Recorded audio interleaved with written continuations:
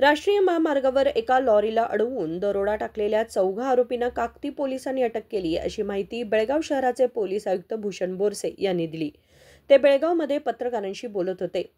बेळगाव तालुक्यातील शिवाजी वंटमुरी, विशाल मास्ती, भीमराय करिकट्टी आणि मारुती हंचिनमणी या 14 आरोपींना काकती पोलिसांनी अटक केली आहे, असे त्यांनी सांगितले।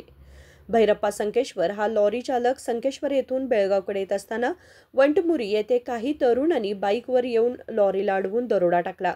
त्यांनी चालकाकडून रोख रक्कम आणि मोबाईल हिसकावून घेतले आणि पळून गेले। 19/6/2021 ಸುಮಾರು ರಾತ್ರಿ 11:50ಕ್ಕೆ ಒಂದು ಹೈವೇ ರಾಬರಿ ಆಗಿತ್ತು।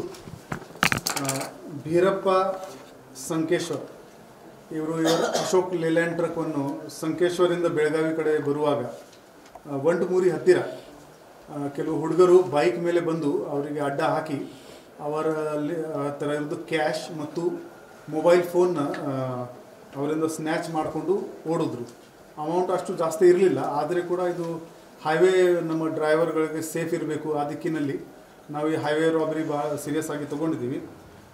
ಇದರಲ್ಲಿ 4 ಆರೋಪಿ ನಮ್ಮ ಕಾಕ್ತಿ ಟೀಮ್ ದಸ್ತಗಿರಿ ಮಾಡಲು ಯಶಸ್ವಿಯಾಗಿದ್ದಾರೆ।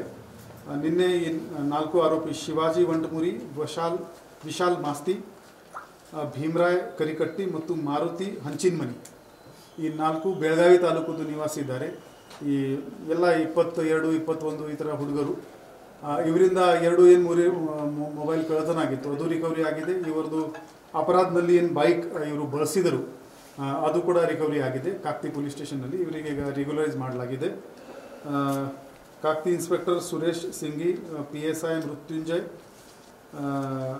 ಮಥದ್, PSI ಮಂಜುನಾಥ್ ನಾಯಕ್ ಮತ್ತು ಸಿಬ್ಬಂದಿ MM ವಡೆಯಾರ್, KN ಚಿಪಲ್ಕಟ್ಟಿ, ಕೆಂಪಣ್ಣ ದೊಡ್ಡಮನಿ, ಪರಶುರಾಮ್ ಮತ್ತು ನವೀನ್ ಪಾತ್ರ ಈ ಸಿಬ್ಬಂದಿ ಈ ಒಳ್ಳೆ ಕೆಲಸ ಮಾಡಿದ್ದಾರೆ।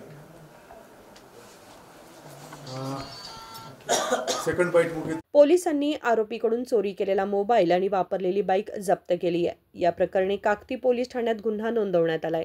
विनोद कोलकार, KMM मराठी, बेळगाव।